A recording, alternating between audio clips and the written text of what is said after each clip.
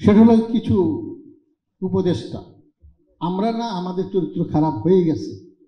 যারা গণ আন্দোলন করে আজকে চেয়ারে বসছেন, অন্তত 8 জন উপদেষ্টার আমি তথ্য প্রমাণ দিয়ে বুঝিয়ে দিতে পারবো, আমার সচিব আছেন 2 জন, যে তারা সীমাহীন দুর্নীতির সঙ্গে জড়িত।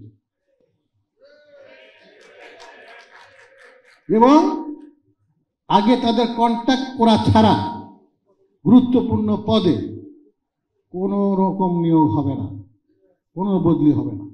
আমার কিছু প্রমাণ আছে, প্রমাণ কথা বলেন। এবং মাননীয় উপদেষ্টা পর্যন্ত গোয়েন্দা সংস্থার রিপোর্ট আছে। আমার একটাই জনাব ইউনূসের প্রতি, আমি তার ভক্ত, তার অনুসারী, তার সাফল্য কামনা করি। আমি 1 বছরে আমি বিভিন্ন জায়গায় যত বক্তব্য রেখেছি, ডক্টর ইউনূসের বিরুদ্ধে, ব্যক্তি ইউনূসের বিরুদ্ধে একটি কথা উচ্চারণ করে নেই। আমার মাননীয় চেয়ারপারসন বেগম খালেদা জিয়া, মাননীয় অ্যাক্টিং চেয়ারম্যান, তাদের নির্দেশ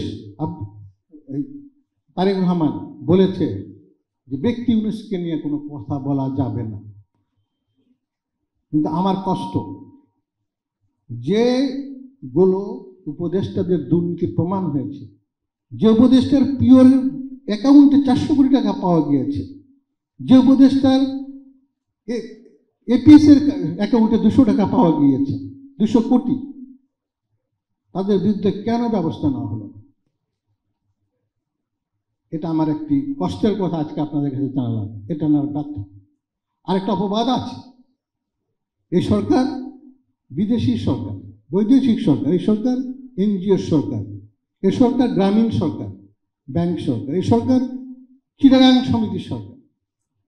আমরা ডক্টর মোহাম্মদ ইউনূসের কাছে এটা আশা করি না। স্বাস্থ্য উপদেষ্টা নূরজাহান বেগম, স্বাস্থ্য মন্ত্রণালয়ের মতো একটা মন্ত্রণালয় বেগম নূরজাহান চালাতে পারে? যা হওয়াটাই হচ্ছে।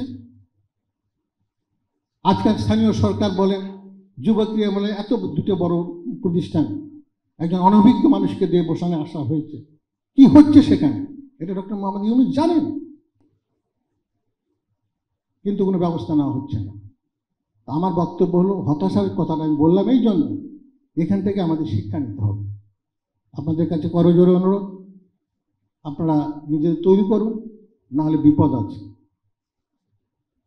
আর সুখের কথা হলো, 1 বছরে এই সরকার অন্যান্য ক্ষেত্রে যা করেছে অনেক অনেক প্রশংসনীয় দাবি রাখে।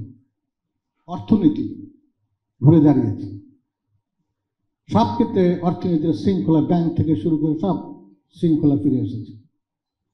আজকে ফ্যাসিস্টদের দুর্নীতি বিচার শুরু হয়েছে এবং দ্রুত গতিতেই বিচার হচ্ছে। পদোন্নতি প্রক্রিয়াও আলহামদুলিল্লাহ ভালোভাবেই চলছে। জুলাই ঘোষণাপত্র ঘোষণা করা হয়েছে, জুলাই সনদের স্বাক্ষর খুব কাছে আসছে এবং অল্প কয়েকদিনের মধ্যে হবে। সর্বশেষ গোটা দেশে মানুষের মধ্যে, জাতির কাছে স্বস্তির যে বার্তা, সেটা হলো নির্বাচন। ডক্টর মোহাম্মদ ইউনূস, আমি সাধুবাদ জানাই, তাকে অভিনন্দন জানাই, কৃতজ্ঞতা জানাই।